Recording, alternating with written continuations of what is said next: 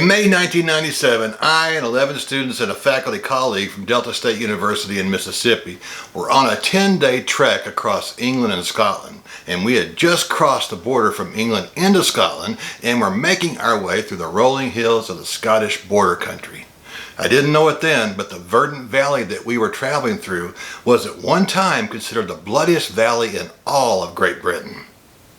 As a professor who had organized this adventure, I was compelled by some of the mature folks on our tour to skip Hadrian's Wall in favor of this rural route. We were already making our way to Jedburgh to see the city's famous abbey and rather small but quaint Mary Queen of Scots house, which I didn't have a real opinion about at that time. 22 miles before reaching Jedburgh, we came across the semi-ruined Hermitage Castle. At first, I couldn't shake thinking of the home of Andrew Jackson near Nashville. Within 2 minutes of being there, though, I knew I wasn't Kansas anymore, let alone Nashville or Tennessee. I soon learned that this off-the-beaten-path border castle, with its old moat and other Norman trappings, was significant because it was one of the homes of a man who helped to galvanize Mary Stuart's reputation as one of the most tragic figures in the history of Great Britain. The man's name was James Hepburn, the 4th Earl of Bothwell. As Lord High Admiral of Scotland, he was a well-traveled man, and it seemed that he had a woman in every port city he visited. In 1567, his Norwegian wife claimed that Bothwell had 3 wives, including Mary, Queen of Scots.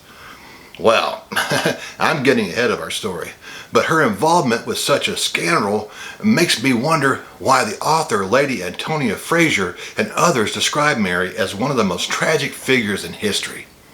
Well, stay tuned to this series on The Vantage Point, because we're going to answer those questions. I hope you'll join me. Before we can appreciate the perplexing situations in which Mary found herself, we need to understand why European monarchs often married other countries' royal family members. Early in the history of monarchical rule, rival kings and queens decided it was a good idea to intermarry with other countries' royalty. It was assumed that blood ties meant warm social bonds, but that wasn't always the case. Consider that when World War I started, Tsar Nicholas II of Russia and Britain's George VI were cousins and allies with each other, but they were enemies of their cousin Kaiser Wilhelm II of Germany. Such was the case in Scotland and England. Mary Stuart's paternal grandmother was Margaret Tudor, Henry VIII of England's sister, and her mother was Mary Guise, a French noblewoman who was no stranger at French court. So there were lots of intermarriages going on there. Marriages between Scottish royals and French nobles were thought essential to maintain the old alliance with France. That alliance helped keep the English at bay and Roman Catholicism at the heart of Scottish life. The issue of alliances and positive relationships among Irish nobles and French officials was an important factor in keeping the powerful forces of the English at bay. James V, Mary's father, was aware of this situation. James's uncle was Henry VIII. As was the case with Edward the Longshanks, the Tudor monarchy was determined to take advantage of any weaknesses there might be in Scotland. James had witnessed Henry's break from the Catholic Church in the 1530s. He knew that by liquidating some of the lands and properties owned by the Catholic Church, Henry could upgrade his military, and substantially so, granting them an advantage over the Scots. The prospect of war with England grew after the death of Margaret, Henry's sister. A series of battles then broke out near the Anglo-Scottish border. On November 24, 1542, Henry VIII won the Battle of Solway Moss in Cumberland. James V returned to his Falkland Palace in Fife, where he contracted an illness that caused something like dysentery. He died there on December 14, 1542, and he was just 30 years old. Sadly, his 2 oldest legitimate sons had both died on April 21, 1541. Mary was his lone legitimate heir. Mary, who was 6 days old when her father died, was thrust onto the international scene by becoming queen on December 14, 1542. A Scottish nobleman named George Gordon described the next few years as the rough wooing, as Henry sought to force the marriage of his son Edward to Mary Stuart. His secondary goal was the unification of the crowns in Great Britain.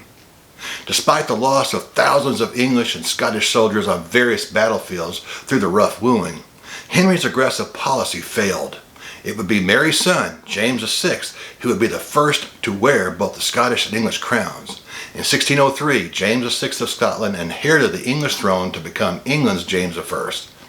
You might note that Elizabeth was James's first cousin, twice removed. At any rate, when Henry VIII died in January 1547, his 9-year-old son became Edward VI. His uncle Seymour served as a regent. Seymour continued trying to force a marriage through military means. Out of fear of the English military conquest and the forced marriage of Mary to Edward, the young heir to the Scottish throne was sent to France for her safety and rearing. She was just 5 years old, so to help her make the transition to life at French court, she was accompanied by 4 daughters of noble Scottish birth. They were likewise named Mary. That could be kind of confusing, don't you think? 2 of her illegitimate half-brothers were also sent with her. Her mother, Mary of Guise, stayed in Scotland to look after her daughter's interests. Mary was a vivacious, smart, and beautiful young lady. She was popular with everyone at French court except Catherine de Medici, Henry II's wife. Mary learned how to play the lute, ride horses, compose poetry and prose. She learned Italian, Latin, French, Spanish, Greek, and her native Scots. She attained an adult height of 5 feet 11, which was significantly taller than the 5'1" average for a woman in the Dundee Fife area of Scotland in the 16th century. Mary's life was on a good trajectory. Despite being taller, a little older, and more strikingly attractive than her groom, she was wed to Francis, the Dauphin or heir to the French throne, in 1558. By all accounts, the newlyweds made a happy couple.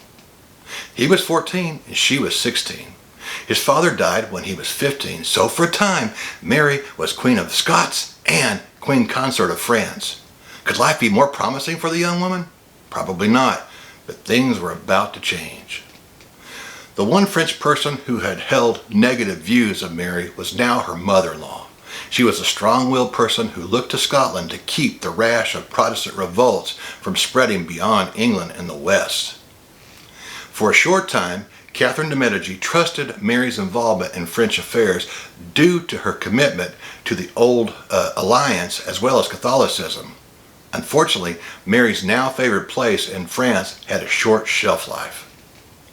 3 major events occurred within a year of each other that put Mary's life on a less favorable path. First, on June 11, 1560, her mother, who was her regent in Scotland, passed away at the age of 44.